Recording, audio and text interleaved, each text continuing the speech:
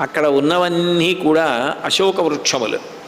ఆ అశోక వృక్షములన్నీ కూడా హనుమ యొక్క తొడల వేగానికి భంజింపబడినటువంటి కారణం చేత అశోక వృక్షములతో అశోక పుష్పములతో శోభిల్లినటువంటి అశోకవనం శోకమనేటటువంటి లతలతో కూడిపోయినటువంటి వనమా అన్నట్టుగా అయిపోయింది. అంటే ప్రమదావనమంతా కూడా అట్లా భంజింపబడింది. వెంటనే అక్కడ ఉన్న రాక్షస స్త్రీలందరూ హడిలిపోయారు. లేచి అటు ఇటు పరిగెత్తి ఈ వానరం చాలా చిన్న రూపంతో చెట్టు మీద కూర్చుని పైనుంచి ఏదో సీతమ్మతో మాట్లాడింది.